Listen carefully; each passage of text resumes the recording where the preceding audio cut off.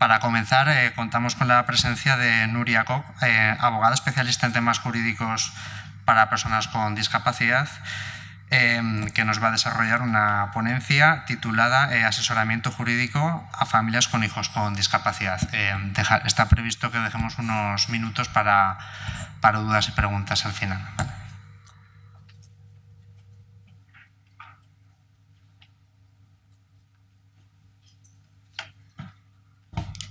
Buenos días, muchas gracias. Tenéis en la pizarra las cuestiones claves que yo creo que se tienen que tratar cuando se tiene un hijo con discapacidad. No sé si nos las dará tiempo a ver todo el contenido de todas hoy, pero por lo menos apuntar las que son más importantes para que vosotros retengáis que os tenéis que informar de eso. Igual yo no os voy a solucionar hoy todas las dudas, pero os quiero hacer surgir la cuestión de tengo que preguntar sobre este tema, tengo que seguir informándome sobre este tema, o este tema me puede ir bien a mí. Empezamos por una cuestión fundamental, que es los dos conceptos de capacidad que tenemos, que provienen del derecho romano, que son la capacidad jurídica y la capacidad de obrar. Capacidad jurídica la tiene toda persona por el hecho de nacer. Cualquier persona, si ha nacido, unos requisitos que hay en la ley, 24 horas desprendido del claustro materno, se presume que es persona y que tiene todos los derechos. Y que tiene todos los derechos quiere decir que esa persona que acaba de nacer o que tiene 1 año o 2 pero no sabe hablar puede ser propietario, porque tiene esa aptitud para ser titular de derechos. Un recién nacido resulta que sus padres se mueren en un accidente y ¿quién hereda los bienes? El recién nacido. Todos los bienes irán a su nombre. ¿Quién los administrará? Él. No, evidente no. Tendremos que buscar un tutor que administre esos bienes hasta que este niño llegue a los 18 años o que pueda, ¿vale? Pero la capacidad jurídica se predica de toda persona, por el hecho de nacer. Capacidad de obrar es un concepto que presupone la capacidad jurídica y que va más allá y que consiste en quedar vinculado a través de los propios actos. Ser responsable de tus propios actos, poder contraer obligaciones. Entonces, en el ejemplo que os he puesto antes, un niño de 2 años que se queda sin padres puede ser propietario porque tendrá un tutor que le administre sus bienes. Él recibirá los beneficios, pero el tutor le administrará y el tutor no se debe quedar sus bienes, no tengáis miedo. La capacidad de obrar es que esa persona pueda empezar a administrar sus bienes. Y entonces, ¿qué criterios se seguían cuando una persona tiene capacidad de obrar o no? Estos conceptos, como ya he dicho, aparecieron en el siglo I a.C. en Roma. Y los romanos tenían 2 escuelas, los proculeyanos y los sabinianos. Los proculeyanos decían cada persona madura a su momento, por tanto. Pues estábamos diciendo que en Roma ya existían 2 escuelas que discutían sobre este tema, proculeyanos y sabinianos. Proculeyanos, con muy buen criterio, decía cada persona madura a una edad determinada, por tanto hay que ver la persona caso por caso. Y los sabinianos dijeron sí, pero es que nos estamos convirtiendo en una potencia mundial. No podemos perder el tiempo de ir caso por caso, aunque es cierto que cada uno madura a una edad distinta, ¿no? Y entonces dijeron, tenemos que fijar una edad por un criterio de seguridad jurídico, ¿no? Y esa edad que fijaron los romanos en el siglo I es la que ha llegado a nuestros textos legales con la edad de mayoría de edad, que ha ido modificándose a lo largo de la historia, que si 21, que si 25, que si 18, ahora mismo tenemos los 18 años. Entonces, Si no has llegado a los 18 años, no tienes capacidad de obrar. No quedas vinculados por tus propios actos. No tienes responsabilidad. ¿Cuál es el problema? Que a partir de los 18, la ley presupone que cualquier persona que tenga más de 18 años tiene capacidad de obrar. ¿Y qué pasa? Vuestros hijos no tienen capacidad de obrar. Hay una discordancia entre lo que dice la norma y vuestra realidad. ¿Y cuál es la manera de que esta discordancia no exista? Pues hacer un procedimiento que llamamos el procedimiento de modificación de capacidad, que consiste precisamente en poner de manifiesto eso. Yo tengo un hijo que tiene una discapacidad intelectual o una enfermedad mental o, en el caso de las personas grandes, una enfermedad degenerativa tipo Alzheimer, tipo una demencia frontotemporal, y eso le afecta su capacidad para tomar decisiones y necesito a una persona que las tome en su lugar. ¿De acuerdo? Entonces, ese procedimiento, ¿cuándo se tiene que hacer? A ver, yo diría que los padres tienen que empezar a reflexionar sobre el tema antes de la llegada de los 18 años, que no nos pille el toro. Yo sobre los 16 años les digo a los padres que empiecen a reflexionar. Ahora bien, también tenéis que tener un criterio. ¿Cuál caso tiene mayor urgencia? Como menos discapacidad, como más autonomía tenga un niño, más urgencia en hacer este procedimiento, ¿vale? Porque si vosotros tenéis un hijo muy dependiente que tiene poca autonomía, que vosotros le lleváis a todos sitios y os ocupáis de él, pues poco riesgo tiene ese chico. No encontrará a nadie que le pueda engañar porque siempre estaréis vosotros a su lado.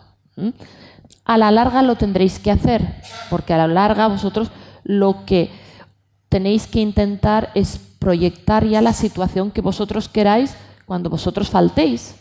Y lo que no podéis dejar es cosas pendientes a los otros hijos o al resto de la familia. Entonces, os guste o no os guste, lo podéis demorar unos años, pero lo vais a tener que hacer, ¿vale? El proceso de modificación de capacidad es un procedimiento contradictorio y esto choca un poco a las familias, es decir, uno de los padres, yo utilizo siempre uno de los padres porque el otro me lo guardo por cuestiones procesales como testigo, uno de los padres va a demandar a su propio hijo, ¿vale?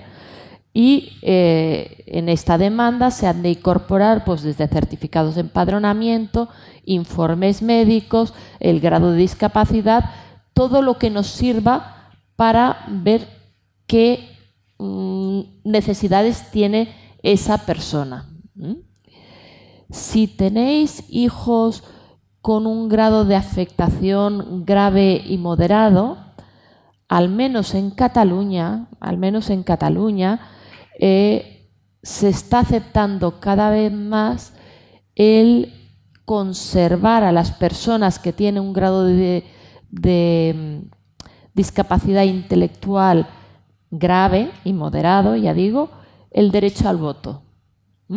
Lo estamos pidiendo, hay normas de la Comunidad Europea que abogan esa teoría, que dice que digamos que las manifestaciones de la sociedad tienen que ser un reflejo de las personas que lo componen.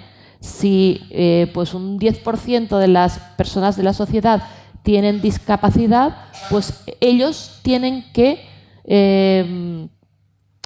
poder transmitir el mensaje que quieren. Por ejemplo, yo le pregunto a una niña que tengo con síndrome de Down, ¿y a ti qué es lo que te preocupa de la política?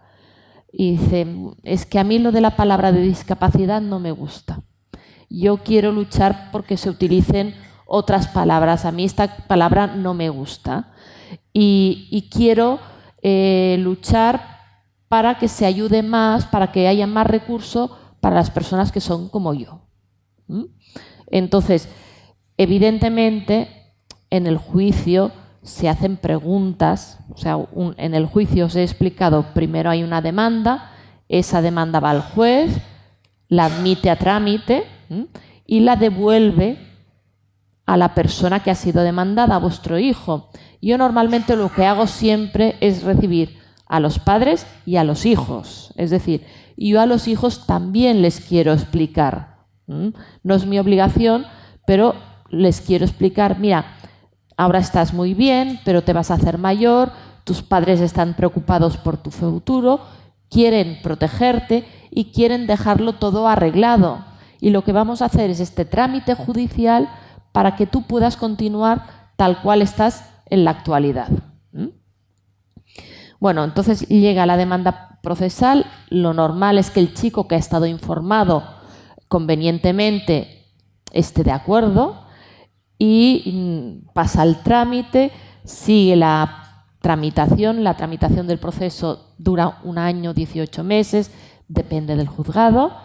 Y entonces hay 2 actos importantes, que es la exploración del médico forense y la exploración judicial. En esos 2 actos, que está el chico más o menos solo, es una habitación pequeña, no impone nada. Todos los técnicos que yo me he encontrado son muy amables y muy competentes con ellos. Pues se les intenta preguntar, pues, desde qué día es hoy, cómo te llamas, cómo se llaman tus padres. Se intenta ver si saben sumar y restar, si tienen capacidad de moverse por sitios conocidos o incluso por sitios desconocidos, y se les pregunta también si por política. Oye, ¿tú sabes quién es el presidente del gobierno? ¿O quién es el rey? ¿O quién es...? Entonces, claro, por mucho que nosotros defendamos que las personas con discapacidad tienen derecho a voto, o se le prepara bien y se le enseña un poco unos conocimientos mínimos, o no podemos pedir el derecho de voto, porque si en la exploración judicial él dice no me interesa nada, pues el juez dirá, pues no le interesa, tiene una discapacidad importante y no le interesa, no le voy a otorgar el derecho a voto. En cambio, me encontré con un chico bastante afectado, pero que yo le preguntaba, oye, ¿y tú qué lees en el periódico? ¿Las páginas deportivas? Y me dice, no, a mí lo de Siria me preocupa mucho. Todo lo internacional me preocupa mucho. Y cuando le preguntaron, el juez le preguntó por la situación catalana, y entonces le dice, ¿el presidente de la Generalitat? Y le dice, bueno, en funciones, no sé, o sea que el chico estaba realmente informado de la situación y la vivía. Entonces, en esos casos, la tendencia de la Audiencia de Barcelona es a mantener el voto. Repito, que son en casos moderados graves, que es difícil mantenerlo, pero si ellos muestran un interés y un cierto conocimiento, pues se les puede incapacitar totalmente y dejarles el derecho de voto. Bien, estábamos en el procedimiento de modificación de capacidad.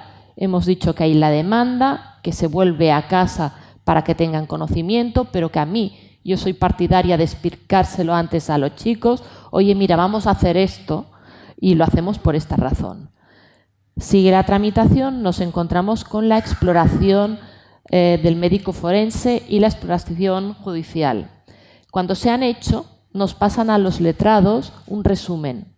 Y en función de ese resumen, nosotros ya sabemos por dónde van los tiros, porque ya ha puesto de manifiesto el juez su opinión. Necesita ayuda en temas patrimoniales y personales, pues me está diciendo que necesita ayuda en todo. Necesita ayuda solo en temas patrimoniales y resulta que los padres quieren también los personales. Pues entonces hay que preparar, hay que pedir más informes, hay que dar argumentos en el momento del juicio a favor de esos temas personales. Es decir, tanto el informe del juez como del forense nos sirven de orientación entre lo que piden los padres y ver si se corresponde, y entonces tenemos el momento de juicio para intentar ajustar esas peticiones. De todas maneras, tenéis que tener en cuenta que en el principio de modificación de capacidad rige el principio inquisitivo.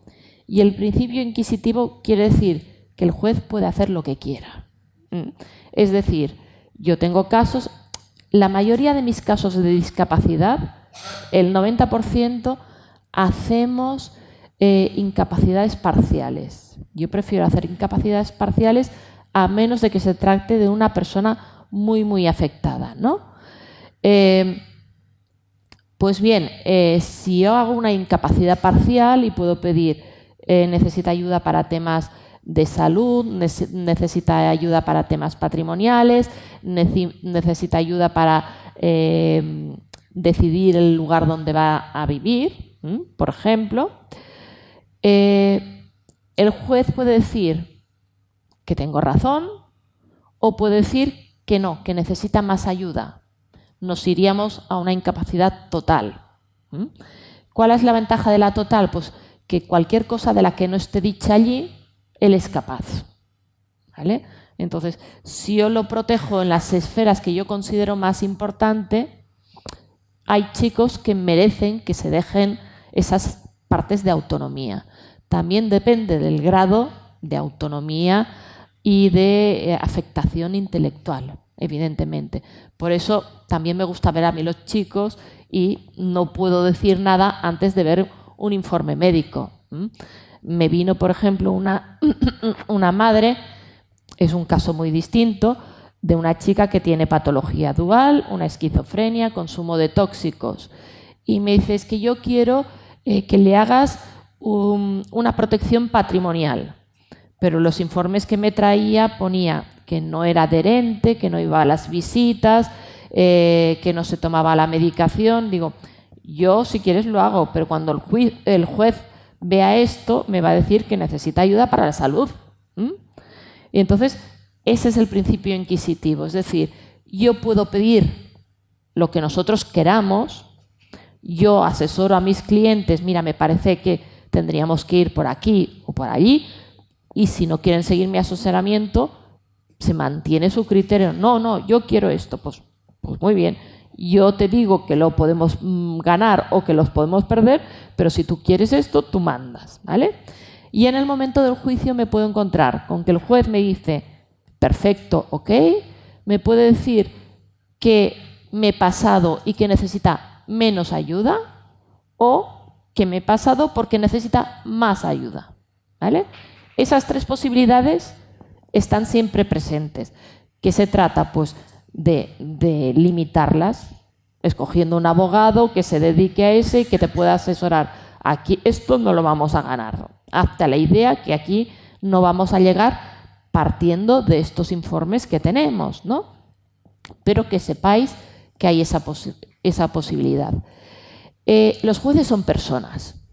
Los jueces son personas y entonces nos podemos encontrar personas que piensen de manera muy distinta. Por ejemplo, aquí en Barcelona tenemos dos juzgados especializados, el 40 y el 58. En el 40 hay una señora que es totalmente pro defensa de los derechos de las personas con discapacidad, y el 58, que es un juzgado muy ágil, muy rápido, muy efectivo. Cuando yo necesito una medida rápida, pues me la da. O sea, que tiene cosas buenas, pero es como de la vieja escuela. Uy, vamos a incapacitarle totalmente porque así estará muy bien protegido, ¿vale? Entonces, ¿y de qué depende que me toque uno u otro? Pues es a reparto. Es una máquina informática la que te dice uno u otro.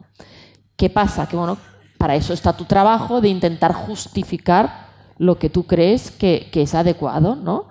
Y si llega un momento en que en el juicio pues el juez pone de manifiesto un criterio que tú consideras totalmente desajustado, está la posibilidad de apelar a la instancia superior, a la audiencia, ya sea provincial de Barcelona, cual sea las audiencias provinciales del lugar donde vosotros residáis. La ventaja de apelar a la audiencia es que son 3 personas y entonces el hecho de ser personas como todos queda mitigado porque se tienen que poner de acuerdo. Entonces nunca te puede dar una opinión muy radical porque los otros 2 le dicen, oye, no, que te estás pasando, que tienes que tener en cuenta. Normalmente las sentencias de la audiencia son muy ecuánimes, o sea, no, así como en instancia te puedes encontrar alguno que dices, pero ¿qué dice este? Cuando vas a la audiencia, normalmente el hecho de tener que deliberar con 3 personas y dar explicaciones, pues hace que las sentencias sean muy correctas. El procedimiento de modificación de capacidad, una cosa importante que sepáis, es que no es invariable. No os pongáis un peso, una losa sobre vuestra cabeza, es que estoy haciendo, incapacitando, que es como antes le decíamos a mi hijo, y esto ya es para siempre. No. El proceso de modificación de capacidad puede ir para adelante y para detrás, en función de que, pues si mejorase, si surgiese algún tipo de tratamiento, si hay una evolución tan superpositiva, ese procedimiento se puede tirar para atrás o a la mitad, porque hay distintos grados, como os he dicho. O sea, podemos ir a la incapacidad total, que un perfil, digamos, de síndrome de Angelman afectado severamente sería el caso de una incapacidad total. Tendríamos que ver si le podemos salvar el derecho a voto o no. Si evolucionara, podríamos ir a una incapacitación parcial y hacerlo por esferas, es decir, pues necesita ayuda en la parte patrimonial, en la de salud, en la de determinación del lugar, o incluso, porque esto es vía una tutela, podríamos ir a una curatela, y ahora os explicaré la diferencia más adelante entre tutela y curatela, ¿de acuerdo? O sea que la idea del procedimiento de capacidad es que si tú tienes un hijo con discapacidad, lo tendrás que hacer antes o después. Es más urgente cuanto menos autonomía tiene cuanta más autonomía tiene el chico, pero se tiene que hacer, ¿vale? Porque si tú quieres dejar una planificación de bienes que vayan a parar a su nombre, pues lo que no puedes dejar es a los que se quedan la carga de encima que tengan que hacer ellos el procedimiento. Lo hacen los padres. Es lo normal. Y además es lo normal para impedir que haya vacíos de poder. Lo que se trata es que en el momento en que faltemos nosotros, cada persona sepa cómo actuar y cada persona diga, pues ahora yo me cuido de él, tiene que ir a este sitio, no que nadie no sepa nada y, es que tenemos que hacer el procedimiento de modificación 1 año y durante este año, ¿qué pasa con el chico? Por eso yo quiero que se haga en vida de los padres.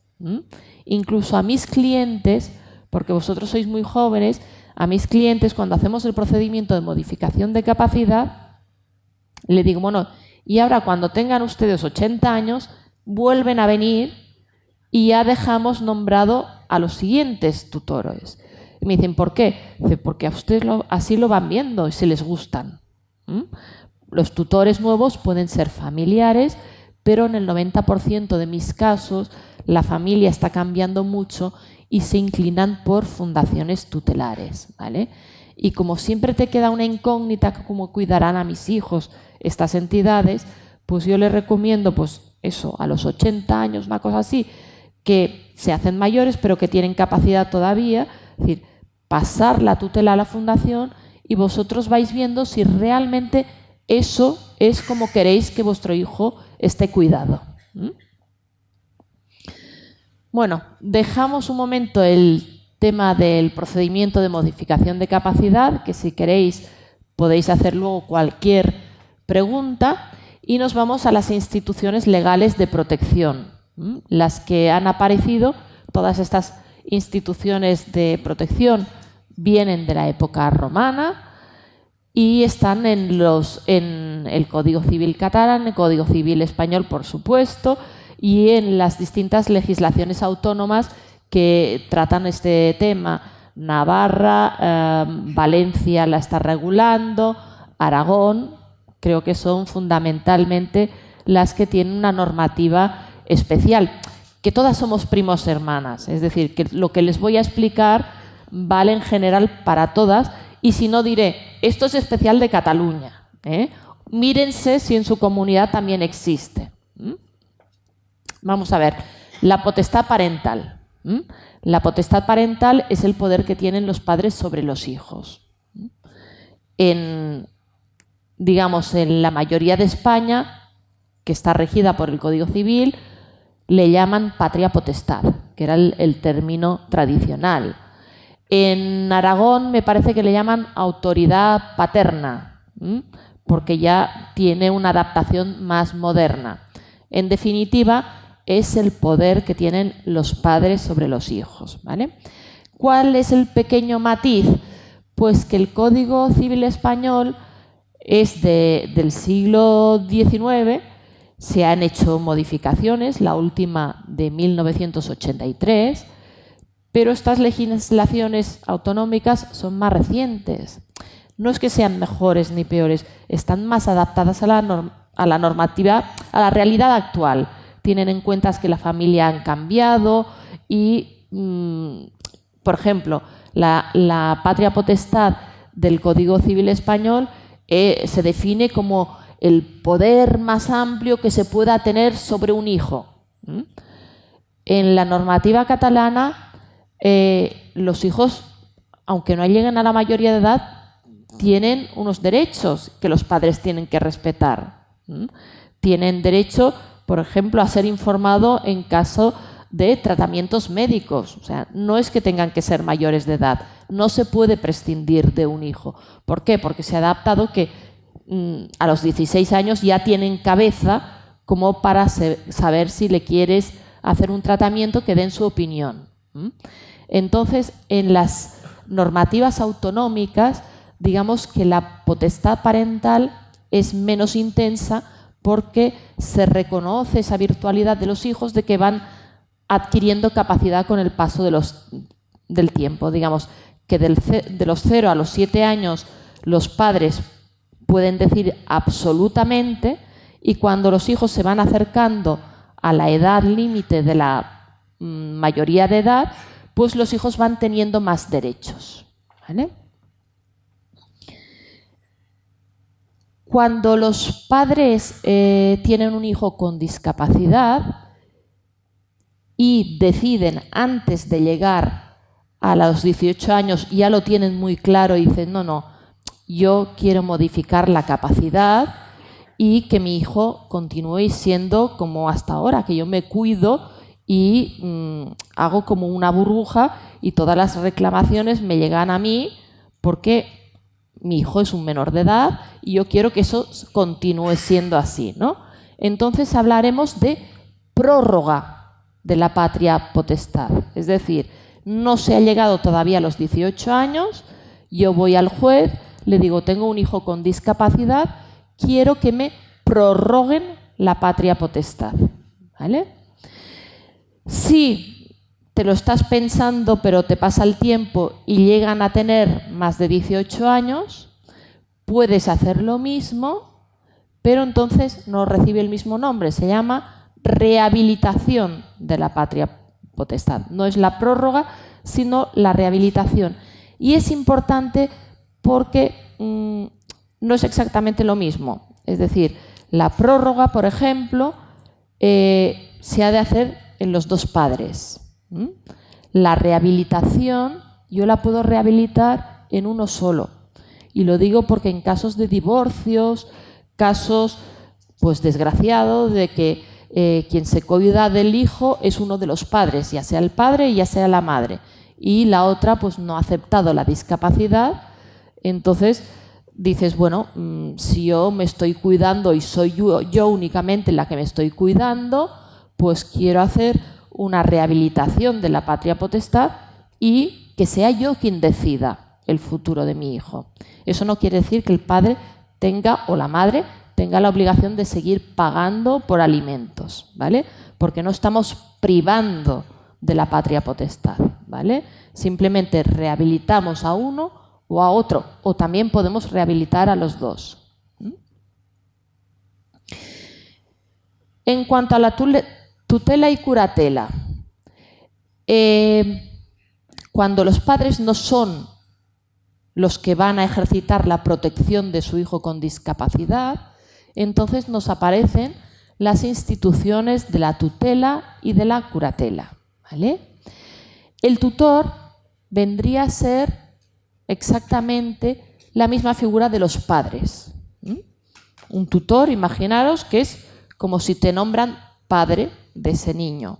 Te tienes que cuidar de todo, de su salud, de los bienes, como si fuera tu hijo, para que nos entendamos. ¿Quién decide las cosas? ¿Quién decide las cosas? Perdón. ¿Quién decide las cosas? Pues el tutor, ¿vale? En la tutela, el tutor es el que toma las decisiones de todo tipo o patrimoniales, porque les repito que el procedimiento de modificación de capacidad se puede hacer absolutamente para todo, incapacidad total, o bien parcial, por facetas. La parte de salud, la parte social, la parte económica, el determinar el lugar donde se ha vivido, se puede hacer de distintas maneras. Entonces tú puedes nombrar tutor para todo o puedes nombrar tutor para temas personales o patrimoniales. El curador. El curador es una figura protectora también que no va a sustituir al chico o a la chica que tenga discapacidad, ¿vale? El curador es para aquellos casos en que la discapacidad es más ligera. Si hay una persona que tiene una discapacidad grave, la curatela no es la institución adecuada. ¿Por qué? Porque la curatela lo que quiere es tener una persona que le explica a la persona que lo necesita, a la persona afectada, le explica las veces que sea necesario las cosas para que lo pueda llegar a entender mejor. Pero las decisiones no las toma el curador, las toman entre dos. Son esas personas que tienen una discapacidad ligera, pero que con un soporte intenso de alguien que le explique y le vuelva a explicar, pueden llegar a entender, pues esto te beneficia o esto te perjudica. Y entonces las decisiones no las toma el tutor, no la toman los padres, sino que el curador, juntamente con el curatelado, es quien toma las decisiones. Entonces, bueno, está indicada para personas que tienen una discapacidad ligera y es respetuosa con los derechos fundamentales de las personas con discapacidad, puesto que a partir de la Convención de las Naciones Unidas consideramos que tenemos que proteger, pero intentar salvaguardar aquellos derechos fundamentales que podamos. De ahí el comentario que os he hecho antes de intentar salvaguardar el derecho al voto en el caso de incapacitaciones totales, ¿vale? El administrador especial. Estas son instituciones legales de protección, están en la ley, ¿vale? Y las tendrá que nombrar, menos la primera, que son la potestad parental, un juez, ¿vale? Entonces, ¿por qué se nombra un administrador especial? Pues puede ser que nos encontramos con un caso de un chico con discapacidad y que sus padres tenían un patrimonio muy importante y se lo han dejado a este chico con discapacidad. Claro, él no lo puede administrar. Y sus padres en quien confiaban, pues igual era en una hermana o una tía, pero que tampoco tenía los conocimientos suficientes para gestionar un patrimonio de millones de euros. La tía lo que servía era para cuidarle el día a día, para ver que estuviese bien cuidado, para irlo a ver a la residencia, para que la ropa fuese adecuada, para llevarlo al cine, pero no sabía gestionar un patrimonio de millones de euros. Si nos encontramos en un caso así, podemos pedir que la figura del tutor se divida como en dos. Tendríamos un tutor que sería encargado de la parte personal, de cómo está de salud, de lo que necesita, de las terapias, de si tiene que hacer logopeda, de que si tiene que hacer rehabilitación, de todo eso. Y otra persona que sería un técnico o alguien especializado en gestionar un patrimonio de millones de euros. Ese patrimonio, ¿cuánto renta al mes? 20.000 euros. Pues ese señor es el encargado de que ese patrimonio continúe rentando 20.000 o que se vayan aumentando y que ese dinero se dedique, se lo den al tutor para que pueda pagar las terapias, la residencia, el ocio del chico que tenga la discapacidad. El defensor judicial. El defensor judicial se utiliza en casos, no es vuestro caso, porque se utiliza en casos de chicos que no tienen una discapacidad grave y que ellos, por mucho que les explicas, se oponen al procedimiento. Pues yo no estoy de acuerdo. Entonces se les nombra a una persona para que les defienda en ese juicio, ¿vale? También tiene otra función el defensor judicial, y es que a veces nos encontramos, yo intento explicar que la planificación se tiene que hacer pronto, aunque luego se tenga que ir adaptando, pero se tiene que empezar a hacer pronto, porque si no nos encontramos casos en que me vienen, es que se han muerto los padres y hay que hacer la herencia. Sí, hay que hacer la herencia, pero si el hijo tiene discapacidad no puedo hacer la herencia si no hago antes el procedimiento de modificación de capacidad que los padres no han hecho. Entonces, ¿cuál es el orden? Primero, el procedimiento de modificación de capacidad, que dura 1 año, 18 meses. Pero oiga, es que yo tengo que liquidar el impuesto, porque si no me van a poner una multa. Entonces, para eso, cuando hay una razón de urgencia, están lo que nosotros denominamos unas medidas cautelares. Yo le digo al juez, oye, mira, tengo estas circunstancias y no me puedo esperar 18 meses, necesito una resolución ya, porque si no voy a perjudicar a este chico que tiene discapacidad. Y entonces el juez provisionalmente nombra a un defensor judicial que va a tener las mismas funciones que un tutor. Tutor provisional, porque ese defensor judicial le dará facultades muy amplias, pero le dirá hasta que yo dicte sentencia. Tú puedes ir a hacer los trámites, puedes aceptar la herencia, puedes liquidar los impuestos para que no le pongan multa, pero hasta el momento en que haya el juicio definitivo y entonces veré. Si me gusta lo que has hecho, igual te nombro tutor y si no, pongo a otro. Vamos a ver las figuras voluntarias. Nombramiento paterno de tutor y curador. Eso es muy importante. Tan importante es que hagáis la última de estas, que es testamento, que nadie dice testamento, testamento, sois jóvenes. Los padres de hijos con discapacidad tienen que hacer testamento. Luego lo podéis ir cambiando, pero hay unas previsiones importantes que tenéis que hacer que el resto de personas no tienen que hacer y vosotros sí, ¿vale? Pero vamos al nombramiento de tutor-curador. El nombramiento de tutor-curador se puede hacer, primero, si tienes un hijo que no ha llegado a los 18 años, ¿vale? Y mirar vuestras legislaciones autonómicas, porque en Cataluña se permite hacerlo en una escritura separada del testamento. Si vuestras legislaciones os lo permiten hacer de forma separado, mucho mejor separado.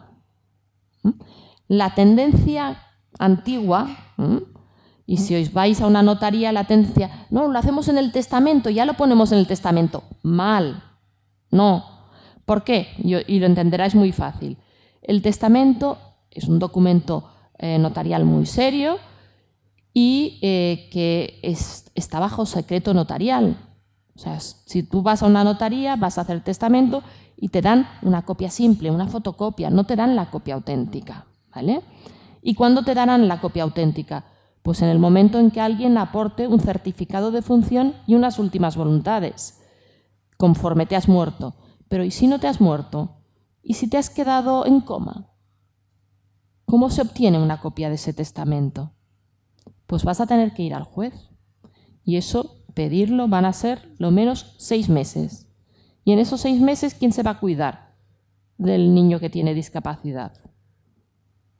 Lo que se trata para hacer una buena planificación es intentar reducir estos plazos. De decir, ¿y qué pasa? Entonces, si se puede hacer en vuestra legislación autonómica de forma separada, mejor hacerlo de forma separada. Es un poco más caro, pagáis 2 documentos, pero vale la pena. Vale la pena. Entonces, por una parte el testamento con las disposiciones patrimoniales y por otra parte el nombramiento de tutores con la designación de tutor. Designación de tutor que podéis designar no uno. Yo normalmente hago 1, 2, 3, 4 y acabo cerrando siempre con una fundación. ¿Por qué? Porque tú puedes designar ahora a mi hermano, a mi cuñada, a mi no sé qué, pero nosotros somos personas, podemos ir desapareciendo, nos puede pasar cualquier cosa. ¿Quién no desaparece nunca? Una fundación, ¿vale?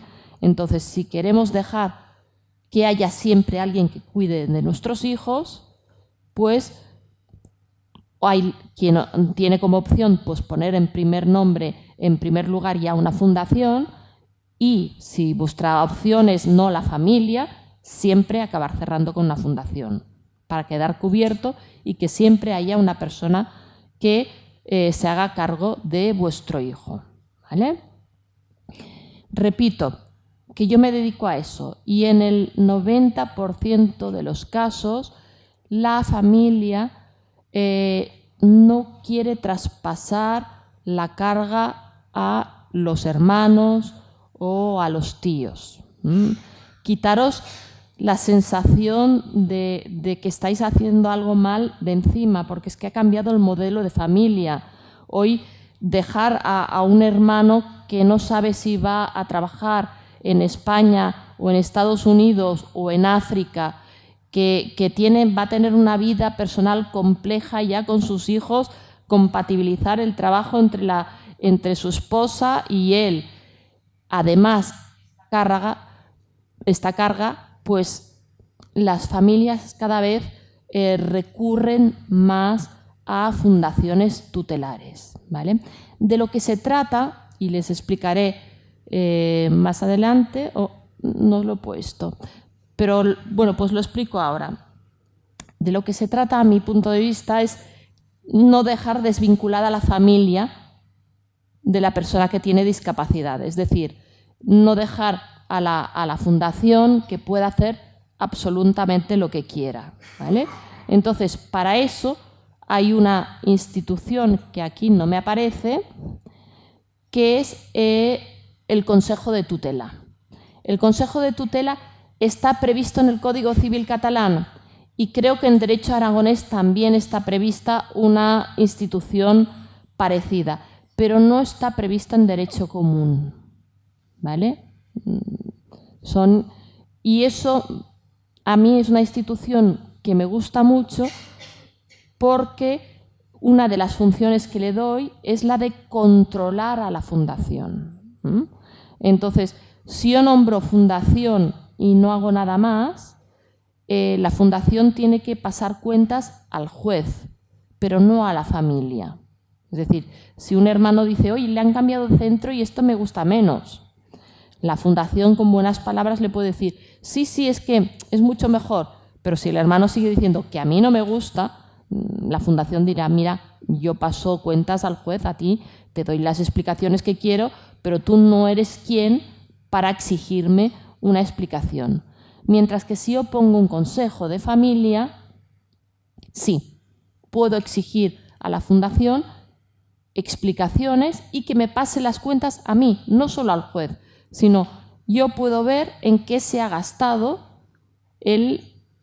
los bienes que mis padres han designado para mi hermano que tiene esa discapacidad.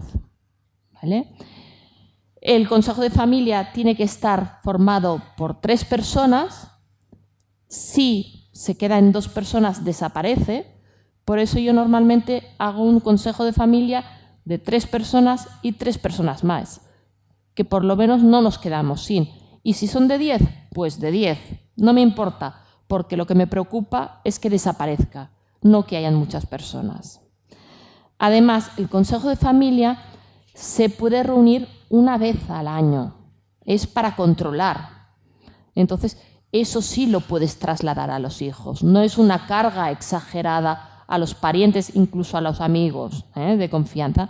No es una carga exagerada. Oye, mira, una vez al año os reunís y miráis si lo de la fundación os parece de acuerdo o si creéis que se tiene que hacer alguna terapia especial o cualquier cosa. Pero no es ya el día a día que vosotros conocéis muy bien, sino que es yo voy a controlar cómo lo hacen los otros. ¿Vale? Sí. ¿Sí? No, revocar una tutela solo lo puede hacer el juez.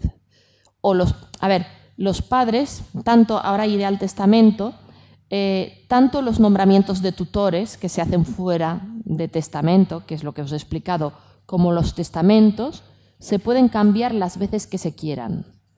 Y vale siempre el último, ¿vale? Es decir, yo cuando la primera vez que tengo unos padres, normalmente están agobiados, uy, el tutor de mi hijo, digo, tranquilo, que sois jóvenes y normalmente lo cambiaréis porque las circunstancias van cambiando y ahora crees que la persona adecuada es una, pero igual estos sobrinos en los que tú ya no cuentas, pues dentro de 20 años son los que pueden ejercer la tutela y cambias ese nombramiento, ¿vale?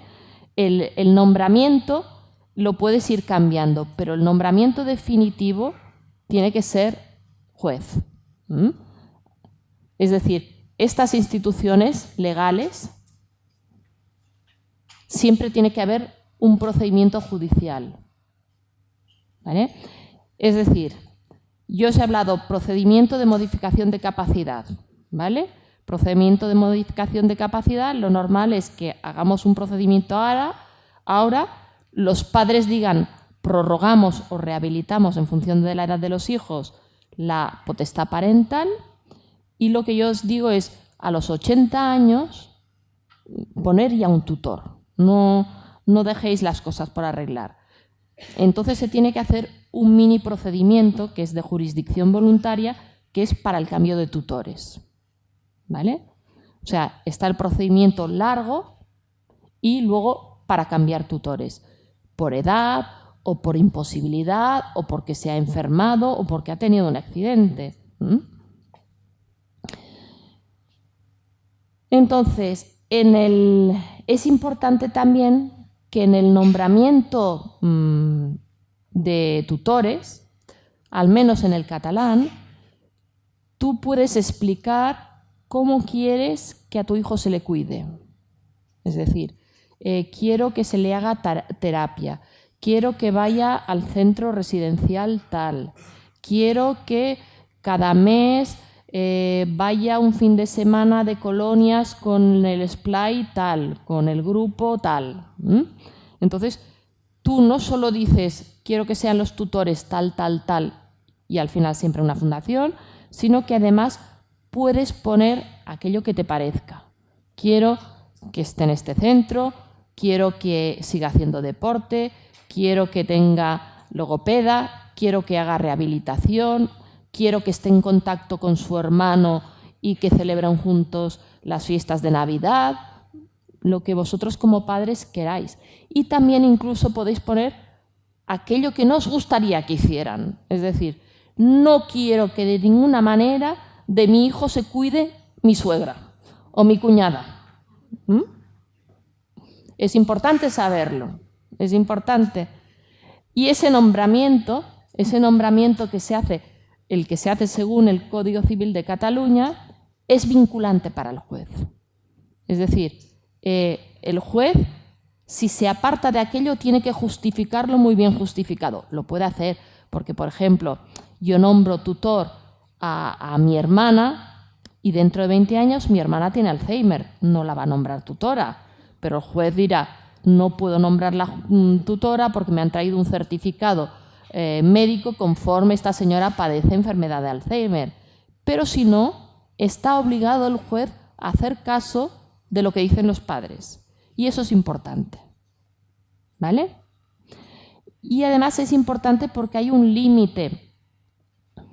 Es decir, este nombramiento de tutor lo podéis hacer mientras tu hijo tiene menos de 18 años. Si tu hijo tiene más de 18 años, no puedes hacerlo. ¿Por qué? Porque tu hijo ya tiene plena capacidad. Tú a una persona con plena capacidad no le puedes decir quién es su tutor. O sea que de 0 a 18 años tiene que haber un primer nombramiento de tutor. Que no va a ser el definitivo, pero que es bueno que lo haya. ¿Qué pasa si mi hijo ya tiene 19 años y no ha hecho nada?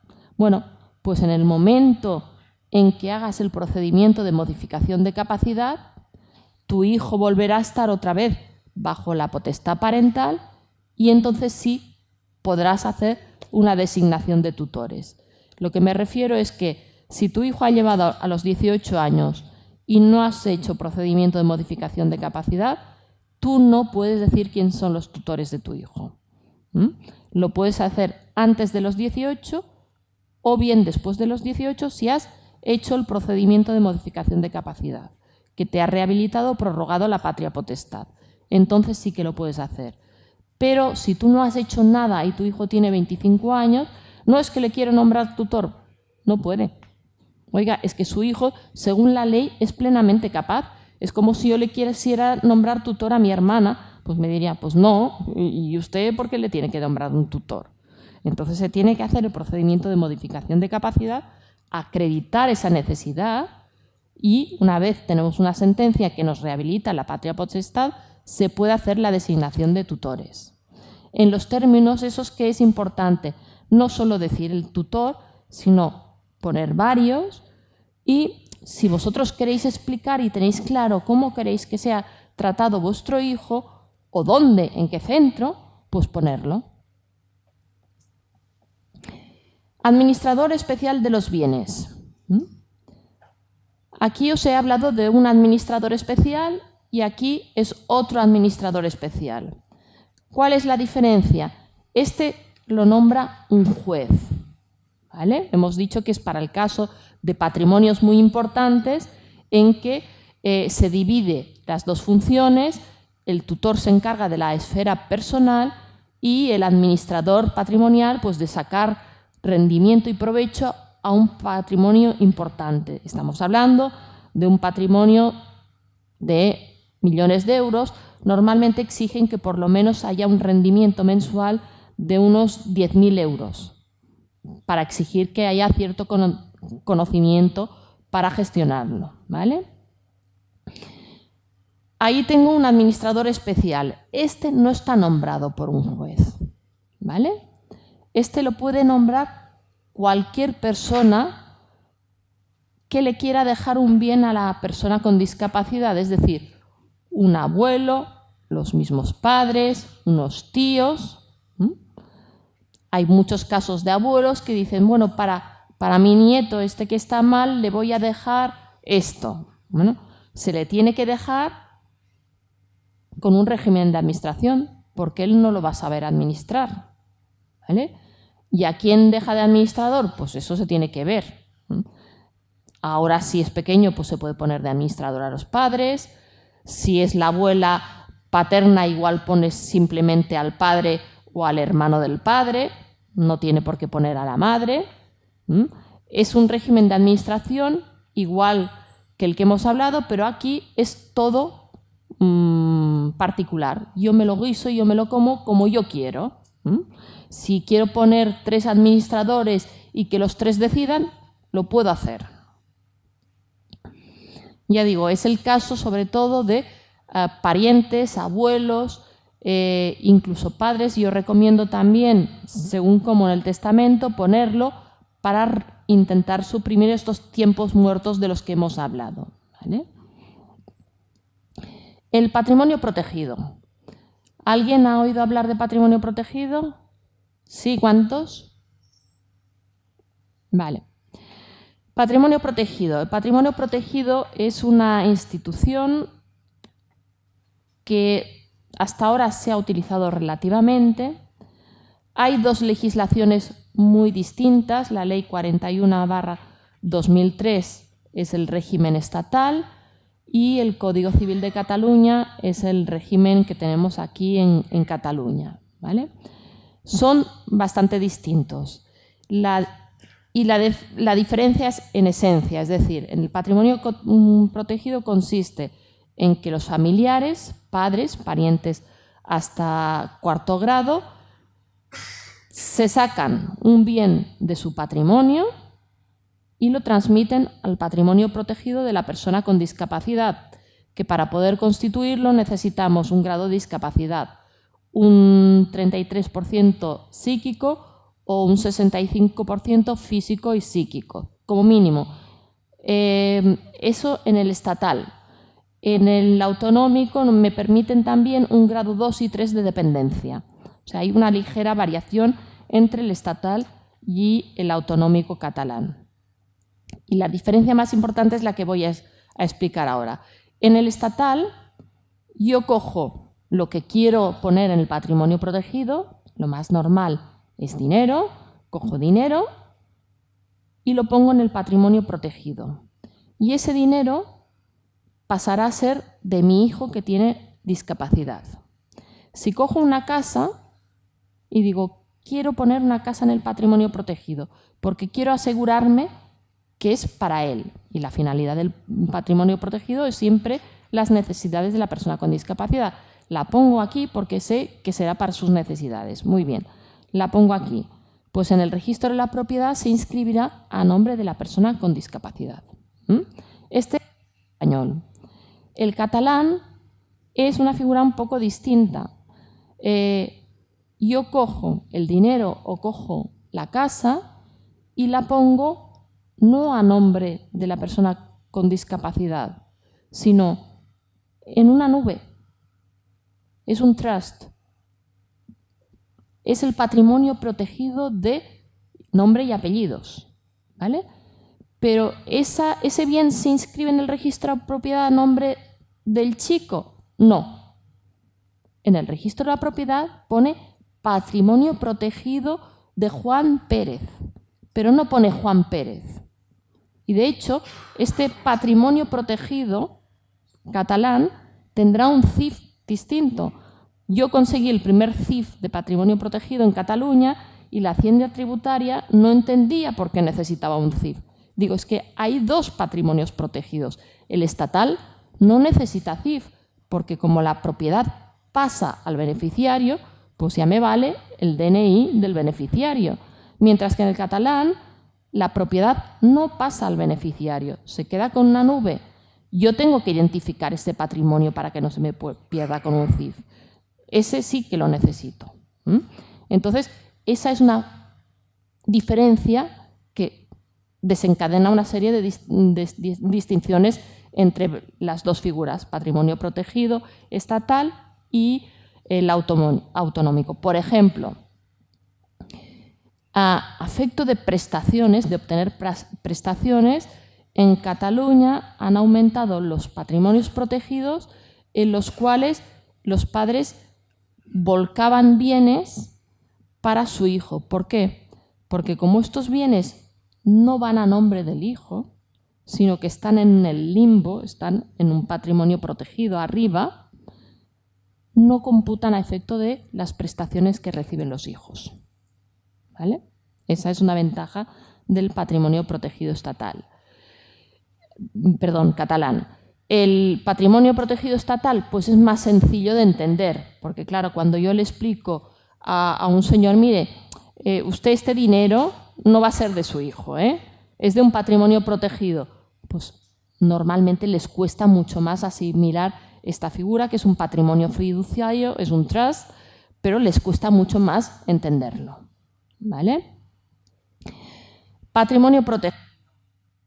Pueden plantear las personas que van un poco sobradas, porque claro, hay ese dinero en principio no se puede recuperar. Hago un cambio jurídico que me he pensado muy bien para poderlo recuperar, pero que en principio, ya cuando hago el patrimonio protegido, digo, tú piensa que eso no lo vas a poder recuperar. Luego ya veremos, pero hazlo con esa seguridad. Entonces, claro, lo pueden hacer las personas que pueden disponer de algo y quitárselo y decir, de eso no voy a disponer. Hay muchas personas que no lo pueden hacer y, por tanto, patrimonio protegido no les sirve. Patrimonio protegido, ventajas fiscales. La ventaja fiscal del patrimonio protegido es que las cantidades que tú aportas al patrimonio protegido con unos límites te lo restan de la base imponible del impuesto de IRPF. Por lo tanto, y también en esto es injusto porque si tú tributas más, pues obtendrás una deducción mayor. Claro, si tú vas a un tipo de un 40% y has hecho una aportación de 10.000 euros, pues 4.000 euros sería como si los hubieses ganado en negro. De esos 4.000 euros no vas a pagar impuestos. Yo aporto 10.000 euros al patrimonio protegido, en la base imponible resto 10.000 y eso me supone que voy a dejar de pagar 4.000 euros. ¿Se entiende?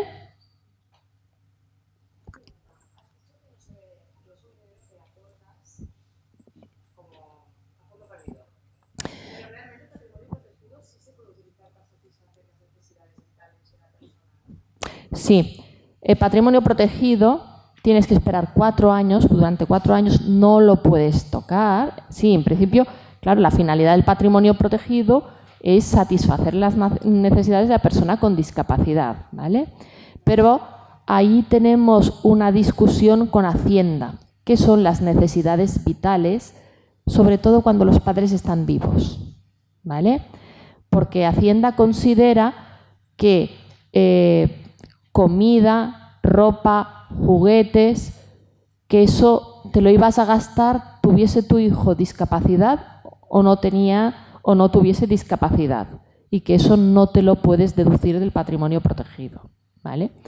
Ahora, cosas excepcionales, unas gafas especiales, una grúa que has necesitado para instalar en el cuarto de baño, un tratamiento de rehabilitación especial, eso sí, esperando los 4 años, podría ir dentro del patrimonio protegido, ¿vale?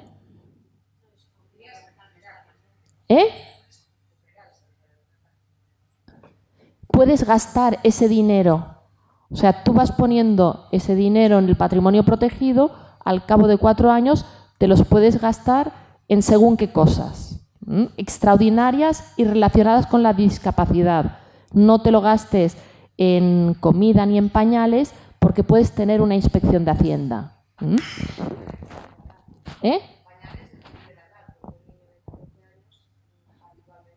Depende. Bueno, sí, podríamos ir a hilar tan delgado. Yo tengo un criterio conservador, tengo bastantes patrimonios protegidos y nunca me han hecho ninguna inspección y espero que no me hagan ninguna. Y los criterios que utilizo son muy conservadores. Prefiero, porque muchas familias además me dicen que no me empiecen por aquí y me acaben por allá. Entonces, Lo que queremos es no tener problemas. Pero sí, en este caso es razonable. Me parece razonable.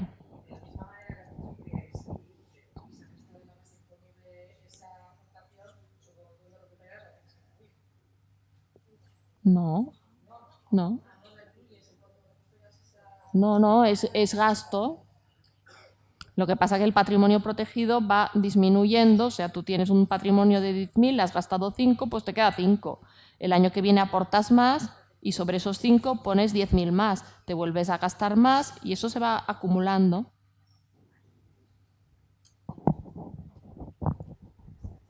¿Lo entiendes o te lo vuelvo a explicar?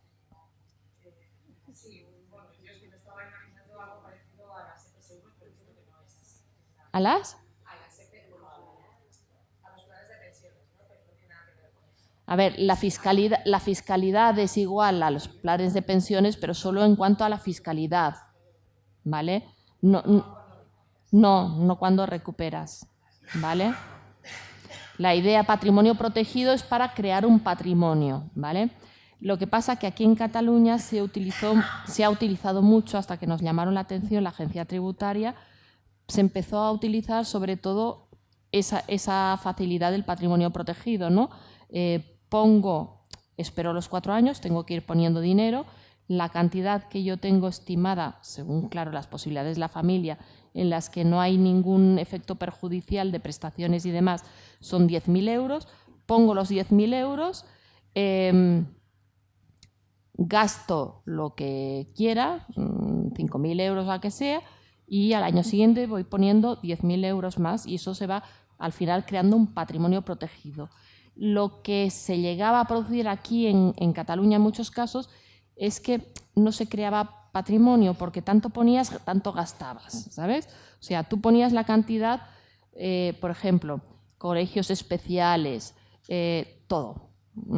Y entonces fue cuando Hacienda nos dijo, bueno, vamos a ver, sí, necesidades vitales de la persona con discapacidad, pero si los padres están vivos, los padres como padres tienen que asumir unos gastos. Hijos, no me prorrates la electricidad, que había quien lo hacía, de una familia, ni me prorrates la cesta de la compra, ni me hagas cosas de esas, porque los padres como padres tienen que pagar eso, ¿vale?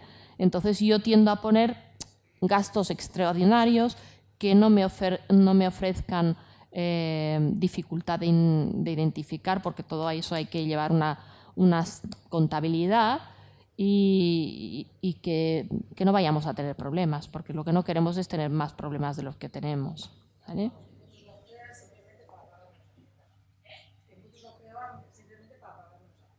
Hombre, sí. A ver, eso es la finalidad principal. O sea, Hacienda te da una bonificación para que tú vayas aportando a un patrimonio protegido.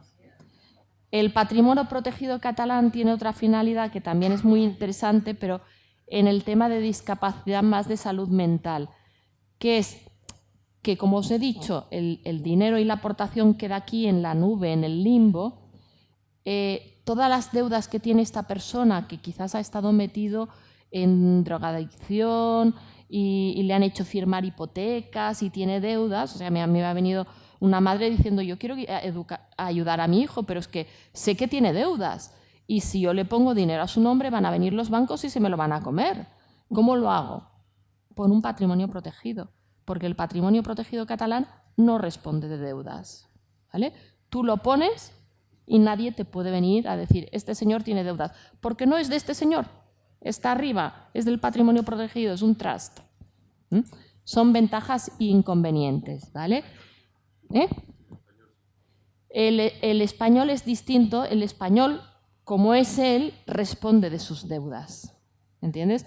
En el catalán, claro, tú no le estás dando el dinero a él, lo estás poniendo aquí encima. Por tanto, lo que haga con sus deudas, bueno, pues ha hecho con sus deudas. Con su patrimonio responderá, pero no con este. En cambio, el español le pongo en su patrimonio el dinero que han aportado los padres. Por tanto, responde de sus deudas.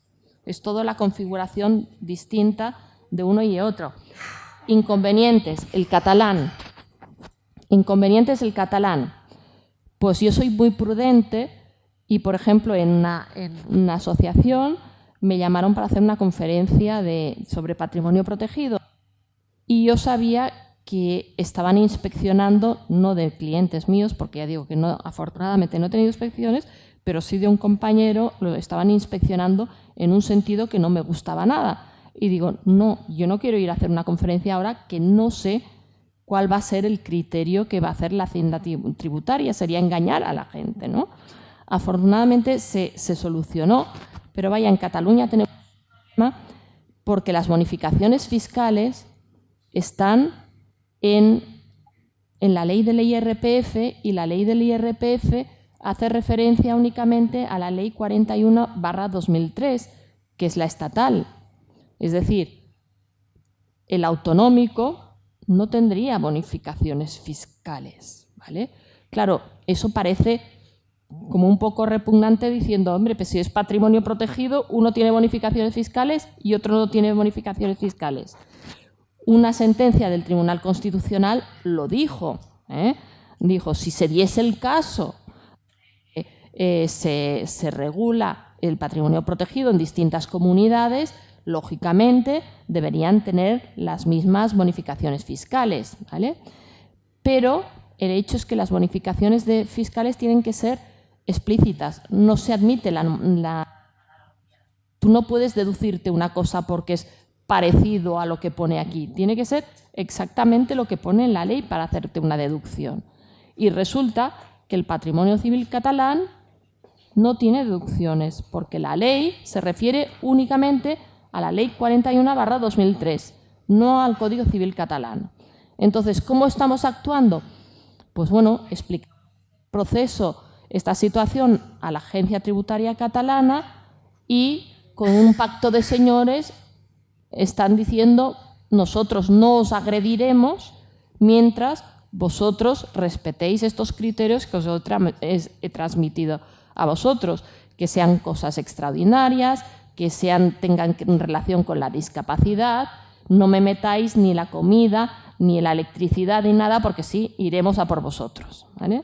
Entonces, sí hay ese respeto, pero que no hay nada escrito, no sé ni cuándo va a cambiar ni nada. En teoría se tendría que haber arreglado, pero la situación política no facilita que estas cosas se arreglen. Dime. Una reforma en un cuarto de baño, por ejemplo, precisamente porque el niño tiene discapacidad. Yo eso lo veo. Yo eso lo veo lógico de meter, sí. La adaptación de las viviendas a personas con discapacidad, yo creo que se pueden meter dentro del patrimonio protegido, como gastos propios del patrimonio protegido. Pero tienes que tener ese dinero, tienes que tener el dinero en el patrimonio protegido y dejarlo allí 4 años y después gastarlo. Pero yo la pregunta es un tema un poco más de Hacienda. Si tú esas reformas las puedes pagar, tú ese dinero que has pagado de una reforma de un cuarto de baño, ¿lo puedes declarar a Hacienda? O sea, no te... Sí.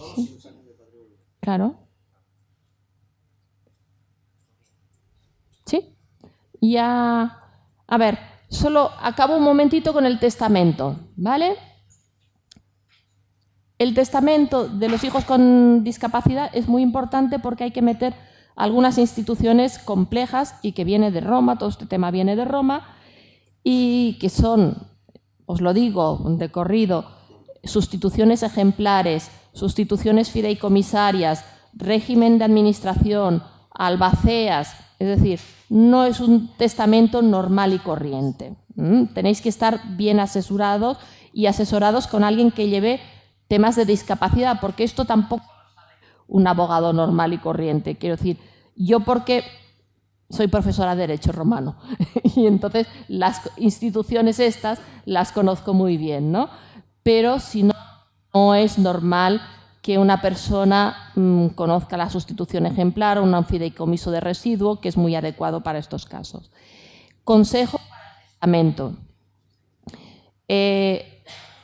Normalmente, cuando yo asesoro un testamento y no hay personas con discapacidad, la solución es clara, hay que repartir por partes iguales entre los hijos. Mi criterio cuando hay discapacidad es que hay que dejar algo más a los que tienen discapacidad.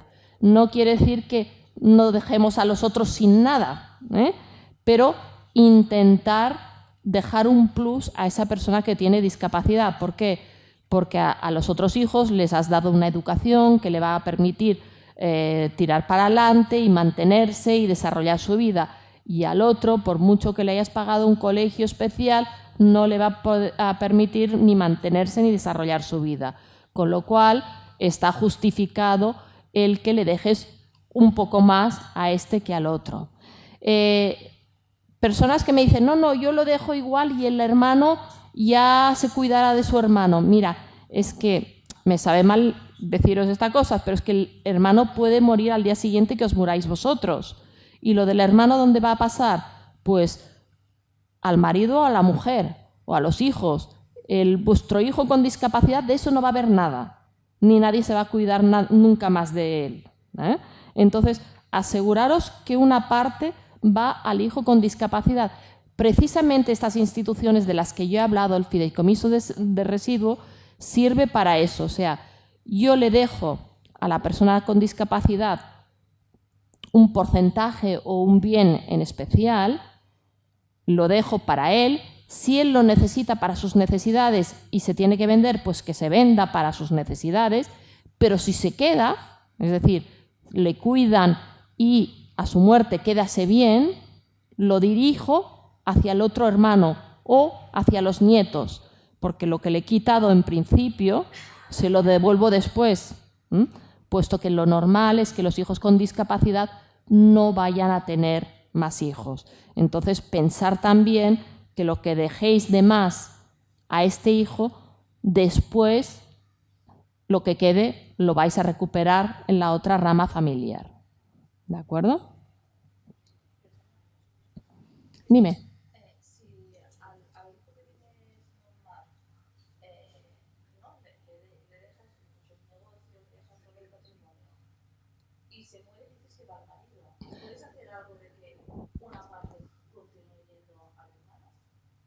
A ver, claro, no dárselo todo al hijo que está bien.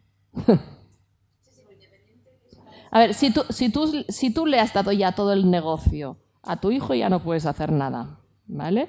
Si tu negocio se lo das al hijo que está bien, unas participaciones las puedes dar a él y otras al hijo con discapacidad, ¿vale? Porque tendrá un tutor que será quien las administre, ¿vale?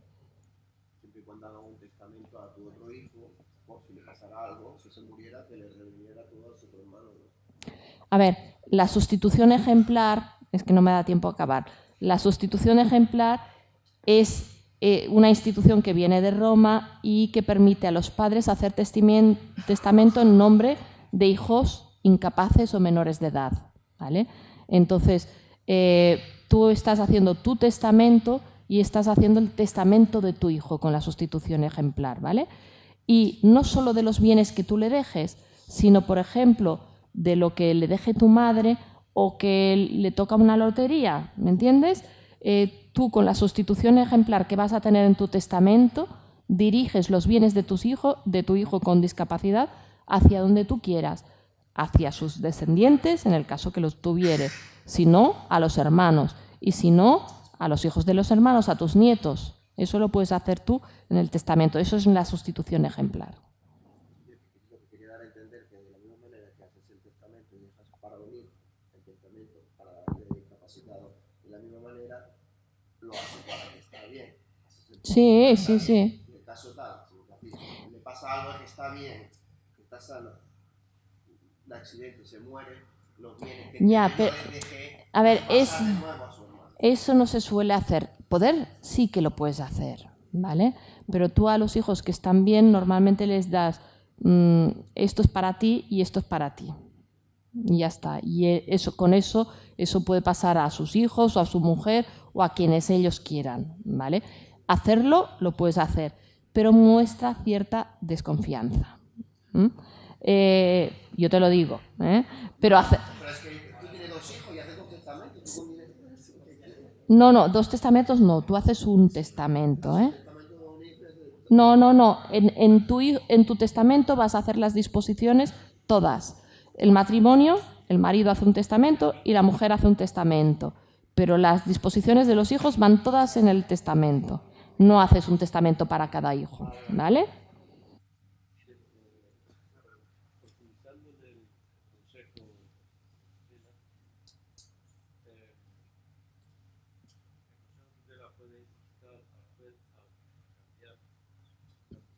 Sí, se le puede dar esa función. Ha preguntado del consejo de tutela, una pregunta muy interesante, que si el consejo de tutela puede pedir al juez que cambie al tutor. Si, por ejemplo, el consejo de tutela considera que el tutor no lo está haciendo bien, ¿vale? Sí, lo puede hacer si tú le das las funciones. Es decir, lo que es importante cuando vosotros hacéis un documento de estos que os he dicho, de nombramiento de tutor, de patrimonio protegido o de consejo de tutela, es redactarlo en serio. Por eso os recomiendo un asesoramiento especializado.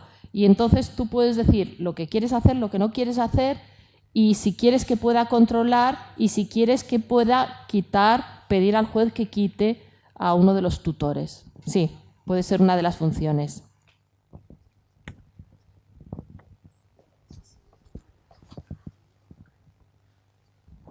Parecería que hay muchos documentos para hacer, ¿no? Mi pregunta es, ¿cuál recomendaría empezar? ¿El testamento, la modificación de la capacidad? ¿Cuántos años tiene tu hija? Mi hijo tiene 6. Testamento. Vale. Testamento y nombramiento de tutores. ¿Vale? Y lo del testamento es mejor no esperar, hacerlo cuanto antes. No, nunca sabe lo que nos podemos pasar y mejor hacer testamento. Vale, gracias. Sobre todo, eso, si tienes un único hijo, pues tampoco es tan fundamental porque todo va a pasar a tu hijo, ¿vale? Pero si tienes más de un hijo, sí. Y además es que es importante poner la sustitución ejemplar y la fideicomisaría de residuo para asegurar dónde va a acabar yendo ese dinero.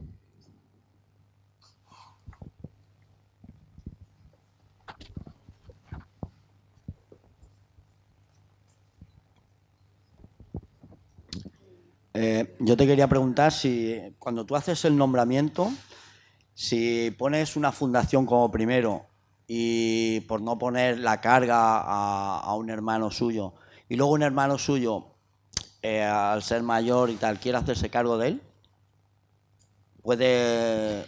Vamos a ver, el nombramiento, al menos en Cataluña, se pasa a un registro de nombramientos y el juez, en el momento en que tiene que nombrar un tutor, pide ese registro de nombramientos si se ha hecho. Si se ha hecho, se lo mandan y eso es vinculante, ¿vale? Otra cosa es que pueda aparecer el hermano y pueda decir que está en disposición de aceptar la tutela, pero por eso yo también redacto los nombramientos diciendo quiero que el tutor sea la fundación porque entiendo que mi hermano tal y cual pues no está en disposición porque está viviendo fuera, pero si quisiera me parecería estupendo y tal. Si tienes esa duda, meterlo todo y explicar las cosas en el documento, ¿vale? Porque si no la fundación puede decir, no, no, soy yo y soy yo, ¿entiendes? Gracias.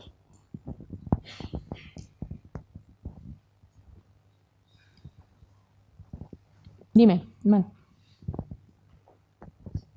Hola, mi pregunta es, ¿los tutores tienen que vivir aquí?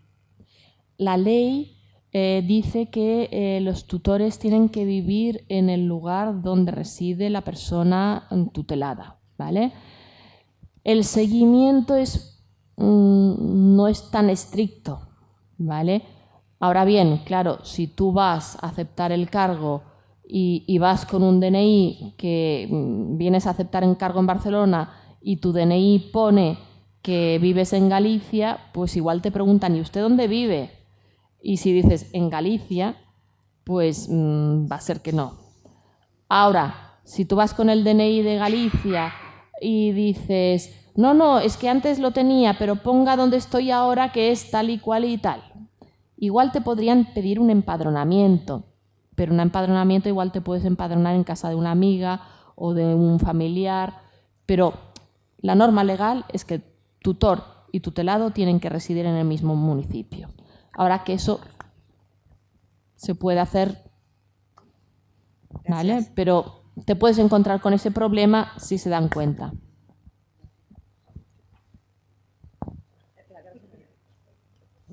Se supone entonces, con lo que se decía de lo de cambiar los tutores legales, tú puedes poner en la lista a los tutores y ellos pueden decir, no, yo me niego a esto y que pase al siguiente, así hasta que llegue la fundación, para quitarte siempre que la fundación te diga, no, no te voy a dejar que tú seas tutor aunque me lo digas. A ver, vamos a ver. Los tutores, cuando son personas físicas, pueden negarse a aceptar el cargo, siempre. Es decir, te han nombrado tú. A ver, yo cuando hago ese documento que lo preparo con mis clientes, lo que les digo es hablarlo. Habla con tus amigos, con tus familiares y háblalo a ver si están dispuestos o no están dispuestos. Exacto, si sale una circunstancia sobrevenida, por eso está la lista de 1, 2, 3, 4. Si resulta que los 4 tienen circunstancias sobrevenidas y se niegan, está la fundación. La fundación solo se puede negar si ha cambiado el objeto de la misma, es decir, si tú has puesto una fundación especializada en discapacidad intelectual y ahora esta fundación ha cambiado sus estatutos y ha pasado a ser fundación de enfermedades degenerativas de la tercera edad, ¿vale? En este caso, pues aquí en Cataluña lo que se haría es oficiar a la Comisión de Tutelas de la Generalitat, sería la Comisión de Tutelas de la Generalitat la que escogerían por un criterio geográfico la fundación de discapacidad intelectual correspondiente.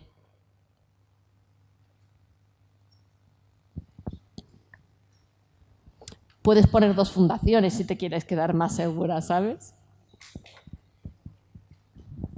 Yo quería comentar, bueno, nosotros estamos en Baleares, que nos encontramos, trabajamos en unas residencias, sí, que los que están tutelados por los hermanos o ¿sí? familiares cercanos no han de presentar tantas justificaciones, ni en cambio los que tenemos unas personas tuteladas por Fundació Aldaba y que a lo mejor tienen patrimonio, pero no tienen dinero en efectivo y no conseguimos que vendan las propiedades para que a lo mejor se puedan beneficiar no de una serie de ruedas, pero sí de otras cosas que se consideran. A ver, es lógico que el control en los familiares sea menor que en las fundaciones.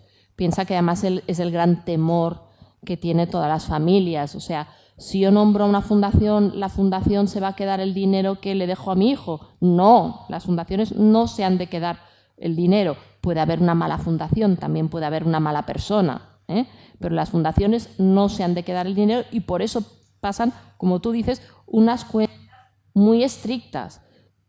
Hay un baremo distinto. Cuando viene un hermano a presentar las cuentas, pues las presenta más en plan chapuza. Yo me he encontrado incluso a veces señoras mayores que van con una bolsa de basura, tome, traigo aquí todos los comprobantes. Pues ¿qué les vas a pedir? ¿Me entiendes? Si son los hermanos y hacen todo lo que pueden. Mientras que las fundaciones tienen departamentos que se dedican a eso. Tal vez lo importante sería que se deje muy cerrado cómo quieres que cuiden tu hijo, porque ellas a veces se encuentran que no pueden vender el patrimonio porque te dicen, no, es que lo tiene todo cubierto, los bienes, pero dices, bueno, pero yo sé que la madre quería que cada fin de semana fuese a su casa y que haya ese contacto. A ver, yo no he tenido, a ver, yo te estoy hablando de la perspectiva en Cataluña ahora mismo. Yo no he tenido ningún problema por pedir autorización de venta de inmuebles mínimamente justificando. Por eso sirven todos esos documentos, el de nombramiento de tutores y decir, yo quiero que haga terapia, yo quiero que se lo lleven de vacaciones, yo quiero que siga viviendo como está viviendo conmigo y gozando de todos estos. Sí, nosotros que nos encontramos el después es muy importante que se haga. Hemos tenido 1 año y medio unas personas sin tutela, sin poder gastar, porque, claro, hasta que no ha habido una sentencia y tal, y es muy complicado. Se ha de hacer Lo que comentas y dejarlo Pero muy, vaya, muy cerrado. no debería haber problema en poder vender los pisos para ajustarte a la voluntad de los padres. No debería. ¿Ya? ¿Continuamos? Sí. Bueno, pues Continuamos. muchas gracias. ¿Ya, no? ¿Sí?